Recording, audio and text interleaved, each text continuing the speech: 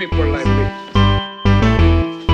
You need people like me so you can point your fingers and say, that's the bad guy. That's the bad guy. That's the bad guy. That's the bad guy. That's the bad guy.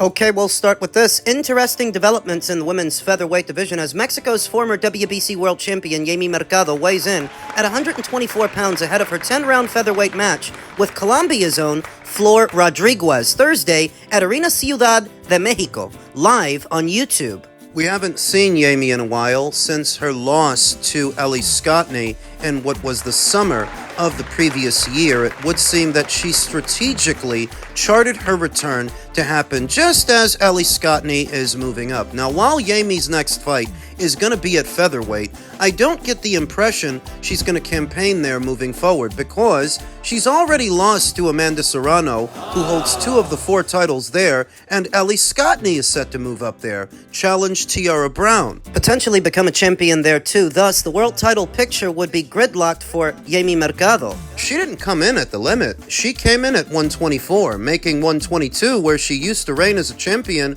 would just be a matter of losing 2 pounds, which I think she still can. Sporting a professional record of 24 wins with 4 losses and no draws, 5 recorded knockouts, having never been knocked out in 28 professional bouts. Don't read too much into those 4 losses, as they came at the hands of some of the very best fighters at or around these weights. To beat Yeimi Mercado, you have to compete at a certain level, and I'm not convinced that this Flor Rodriguez is up to scratch, sporting a professional record of 9 wins with 2 losses and no draws, 6 recorded knockouts, having been knocked out 2 times in 11 professional bouts. 22 years old. Noticeably younger than Yeimi Mercado and a lot less experienced than Yeimi Mercado, coming off of 2 back-to-back losses, both of which were technical knockouts to unbeaten up-and-comer Elise Soto and Germany's own Cheyenne Henson, who's set to be facing Amanda Serrano at the end of this month. So you can see what kind of opponent Flor Rodriguez is for Yeimi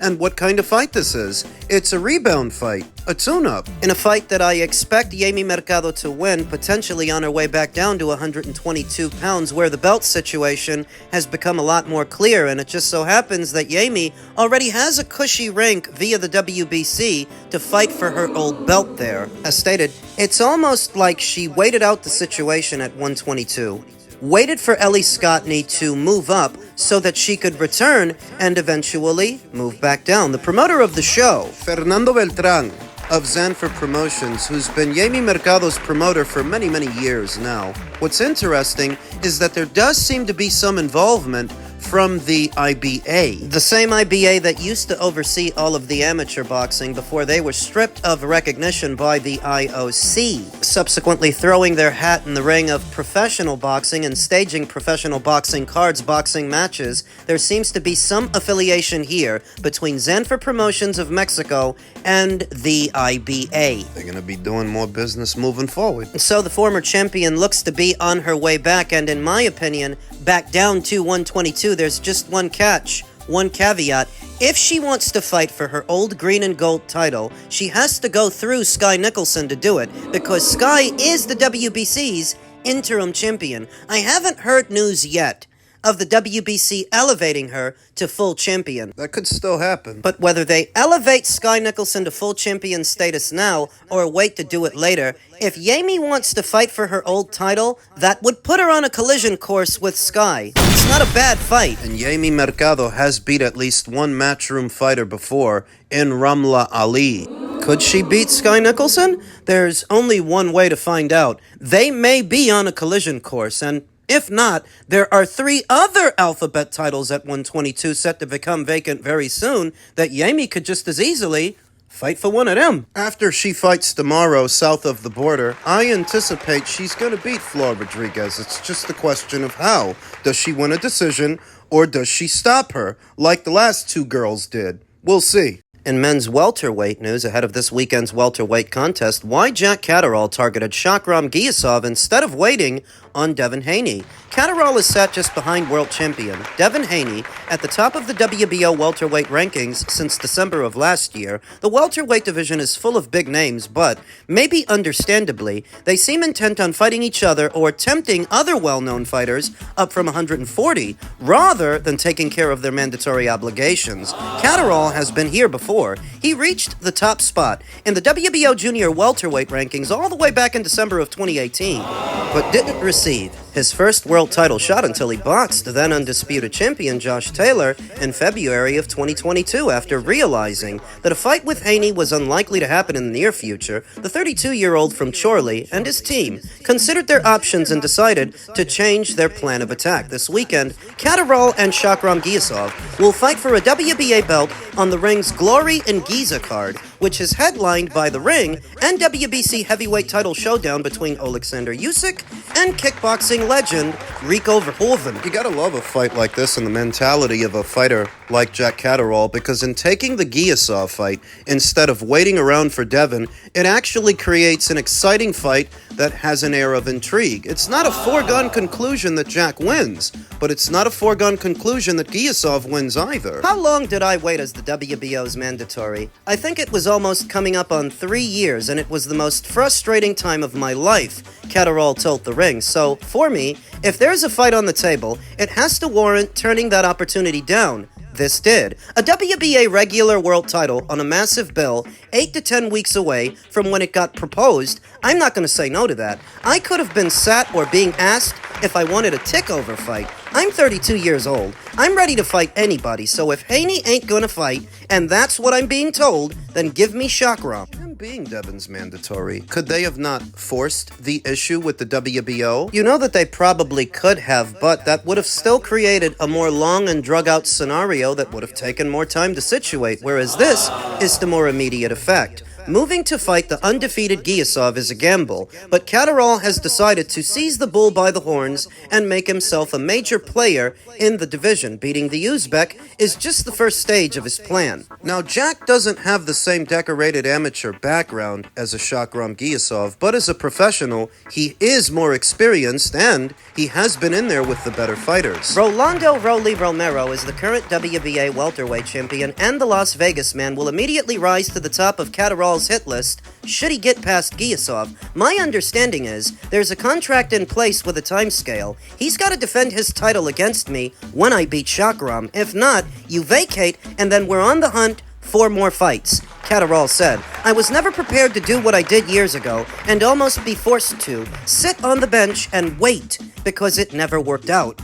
I can't live with regrets. Everything at the time was what it was, but I learned from it. He learned not to wait around. Seize opportunities as they come. It's been about a year since Romero became the WBA's welterweight champion, and it's been even longer than that since Shakram Giyasov became its mandatory challenger. If you can believe that, he's been the mandatory all the way back since Montes Stanionis had the belt. So what's that, over 2 years? Stanionis loses the belt to Boots, who then drops the belt, moves up in weight, at which point Romero is elevated to full champion, where it should have been Shakram Giyasov, and that's how we got to this point. And you have to imagine that there's a similar arrangement for Giyasov to face Rolly if he wins this weekend, the same as the one Jack just described for himself. Because they're both matchroom fighters, Shakram Giyasov and Jack Catterall. Neither one of them would have been Romero's first choice for his first title defense, but with Ryan Garcia preoccupied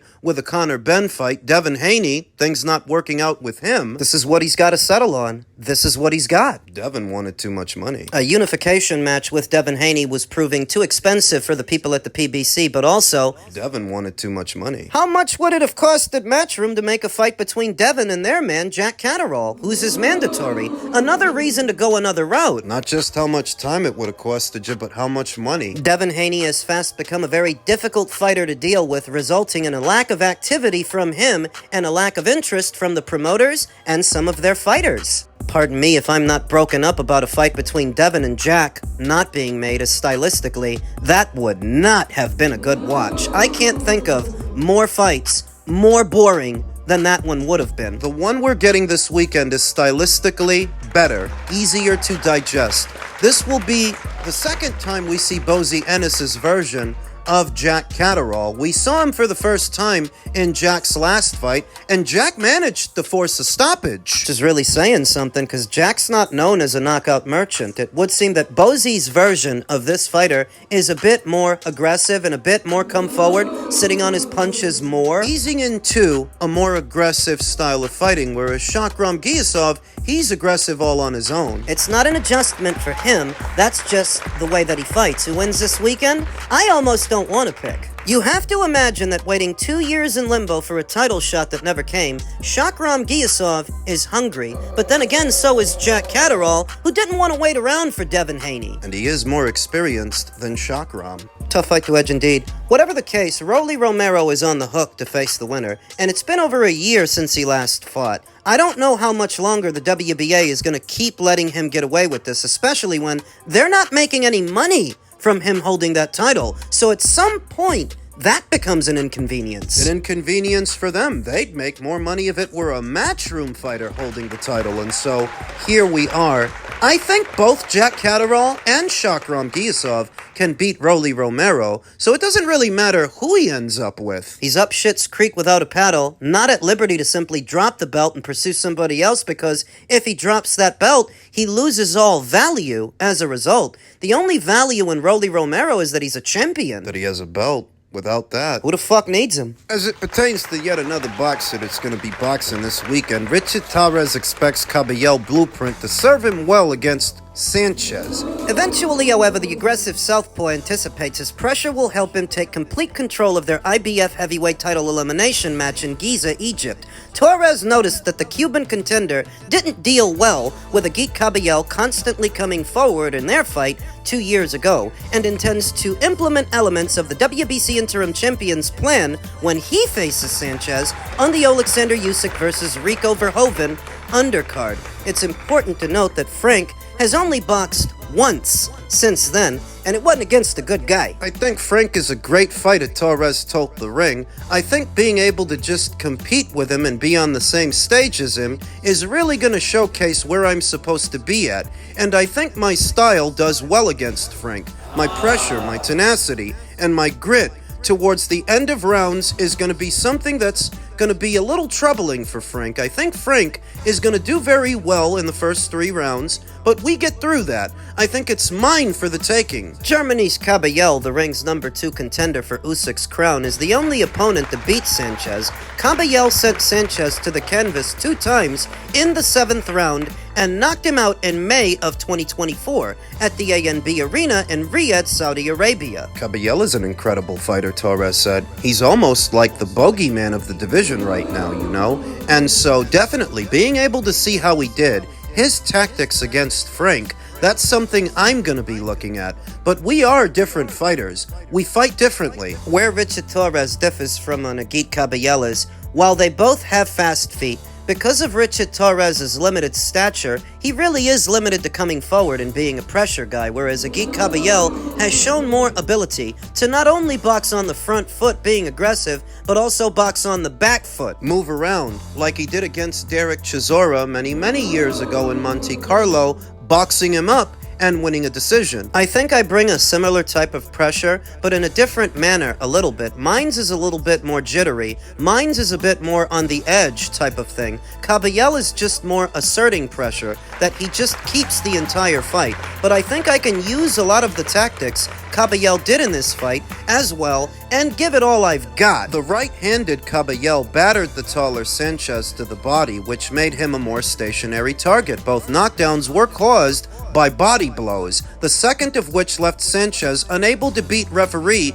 Victor Laughlin's count. I think Caballel is an amazing body puncher, a body snatcher for sure, said Torres, who's ranked number 8 by Ring Magazine. But anyone is susceptible to body shots as well, and being able to see Frank has that huge stature that he has, I think he's gotten bigger over the years, more muscular, and a little bit more sturdy, and I think that's going to play into the body shots even more, because it's going to be harder for him to block some of those shots. It's going to be hard for him to move as much as he wants to move, and just to be able to go out there and just assert myself with just head and body punches, I think it's going to be a great way to finish off that fight. Richard Torres has all the ingredients to implement a similar fight to the one that Agit Kabayel fought, just a more herky-jerky version, a more jittery version, fidgety. He's a pressure fighter, and we've often talked about that because he has to be. Standing in at only about 6'2", he's on the smaller end of the spectrum of today's heavyweight division, where the median height for a fighter